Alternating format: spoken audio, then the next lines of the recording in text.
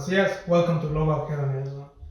On our last video we talked about wine aging, and while it's not completely necessary that you see the entire video to understand this one, I would recommend it. It just makes logical sense. Anyway, in the aging process we talk about the oxygen that goes into the wine. And one of the mechanisms is, of course, the headspace in the bottle. But the other mechanism is the closure, because they're never completely airtight. So the most traditional closure is, of course, the cork. We have a pretty good selection of corks, which we have gathered throughout the years, but so you can see them better. I'm gonna post the pictures. So not all corks are the same. A good cork made from a single cut of the bark of the tree can cost up to $1.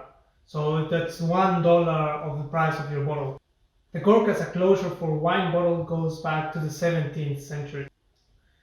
It's made from the bark of the cork oak.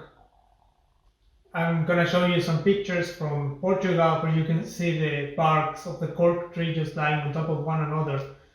The biggest producer of cork in the world is Portugal, and the industry for cork production for wine was valued at 711 million euros in 2017. So corks allowed for long-term aging of the wine, but they created a problem, which is trichloroanisole, or TCA, is a molecule responsible for this corky, moldy, earthy aroma.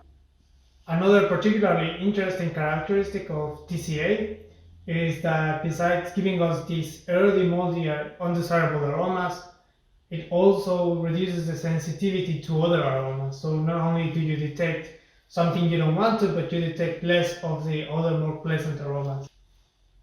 Now, an important disclaimer: while most of the time TCA will come from the cork, it can also be caused by any wood in the process. So if you have storage in wooden barrels and the barrels have not been cleaned properly, this could also be a source for this TCA.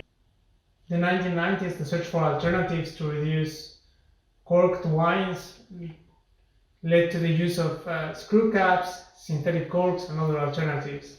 One alternative which makes the cork less expensive is the use of technical corks, which ground cork bark is pressed together with a resin to create the cork. While the most desirable one is the single cut, there's also a mixture of both, where you will have the top layer with a technical cork made of ground cork pieces, and then the bottom layer made with a single cut. This technical cork procedure with a bottom layer is most often used for sparkling wines, and here we have an example of how a cork looks for sparkling wine and how it looks after it has been pressed into the bottle. It has to withstand a lot of pressure, so that's why you see this very distinctive shape change. I'm gonna skip showing you a screw cap because I think everybody is familiar with a screw cap. The most important factor affected by the closure of the cork, besides the risk of contamination, or contamination if there is one, is the oxygen transfer rate. This refers to the amount of oxygen that goes into the bottle per unit of time. One good wet cork will allow about 1 milligram of oxygen per year to go into the bottle, while the most common screw cap will allow the same amount of oxygen as a cork to go into the bottle, about 1 milligram per year. There are other screw caps which can reduce the oxygen transfer rate down to 0.05. So that is about 5% of what a normal cork would allow into the bottle. So now, when talking about corks and screw caps, another very important factor is variability. And so while we talk about an average of 1 milligram per year, this might vary depending on the quality of the cork, whether the cork is dry, and just the pores which happen to be in the cork. This intrinsic variability, given that cork is a natural product, can be reduced by the use of screw caps. So while we all prefer to have our wine bottle opened with a nice two-step corkscrew, it sometimes might be better to buy a bottle with a screw cap. Another thing about screw caps, we often associate screw caps with cheaper wine. or lower quality wine. So this association is not always true, and particularly in Austria, turns out the higher quality wines switched first to screw caps. So you can find very good wines with screw caps from Austria. Using screw caps has a higher consistency because there's not so much variability. But there's also the drying of the cork. And here we have an example of a cork which was properly moist, which was very nice.